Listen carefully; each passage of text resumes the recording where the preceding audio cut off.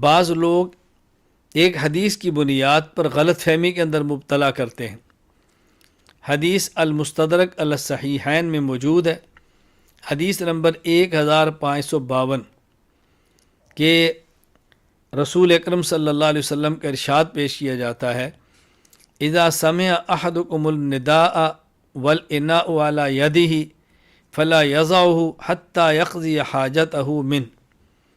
اگر کوئی شخص کھانا کھا رہا ہو، یعنی اس کے ہاتھ کے اوپر، اس کا ہاتھ کھانے پر ہو، یعنی کھانا کھا رہا ہو اور وہ اذان کی آواز سن لے، کھانے کا برتن اس کے ہاتھ میں ہو، اسے چاہیے کہ برتن نہ رکھے یہاں تک کہ اپنی ضرورت پوری کر لے۔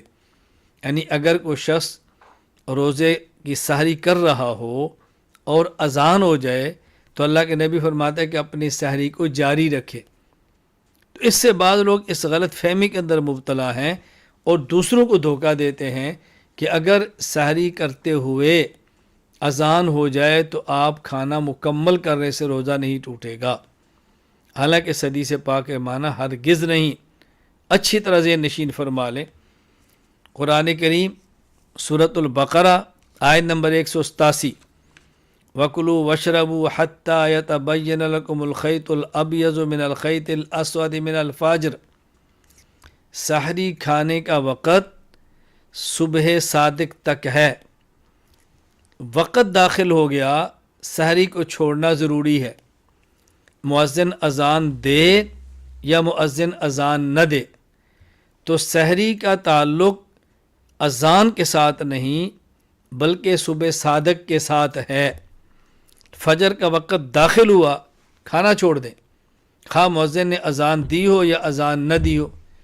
ابھی فجر کا وقت داخل نہیں ہوا، مؤذن اذان دے بھی دے، سحری کا وقت باقی ہے، کھا سکتے ہیں۔ اگر وقت داخل ہو جائے، صبح صادق ہو جائے، مؤذن اذان نہ دے، تب بھی آپ نہیں کھا سکتے۔ تو سحری کا تعلق اذان کے ساتھ نہیں بلکہ فجر کی نماز کے وقت کے داخل ہونے کے ساتھ ہے، جسے صبح صادق کہتے ہیں۔ یہ جو حدیث پاک ہے، اس کا مطلب کیا ہے؟ صحیح مسلم حدیث نمبر 1092، حضرت عبداللہ بن عمر رضی اللہ عنہ فرماتے ہیں، کان رسول اللہ صلی اللہ علیہ وسلم مؤذنان، نبی پاک صلی اللہ علیہ وسلم نے 2 مؤذن رکھے تھے، بلال وابن ام مکتوم العامہ، ایک حضرت بلال، ایک عبداللہ بن ام مکتوم۔ فقال رسول اللہ صلی اللہ علیہ وسلم، ان بلالا یؤذن بلیل فکلوا واشربوا حتی یؤذن ابن ام مکتوم۔ اللہ اکبر۔ 2 مؤذن، ایک مؤذن بلال، ایک مؤذن عبداللہ بن ام مکتوم۔ اب دیکھو اس حدیث میں بالکل وضاحت آ گئی۔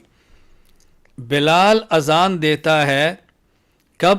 رات کی، تہجد کی، اور عبداللہ بن ام مکتوم چونکہ بعد میں دیتے ہیں۔ تو رسول اکرم صلی اللہ علیہ وسلم فرمایا کہ بلال اذان دیتا ہے تہجد کے لیے، تم کھاؤ اور پیو، کب تک؟ جب عبداللہ بن ام مکتوم اذان دے، اب روک لو، اس کی اذان تک کھا سکتے ہو۔ تو یہ جو حدیث پاک ہے کہ جب تم اذان کی آواز سنو اور کھانا تمہارے ہاتھ میں ہو، برتن تمہارے ہاتھ میں ہو تو کھاتے رہو، اس سے مراد حضرت بلال کی اذان ہے جو تہجد کے لیے تھی۔ اچھی طرح بازیں نشین فرما لیں، حضرت بلال تہجد کی اذان دیتے، حضرت عبداللہ بن ام مکتوم فجر کی دیتے۔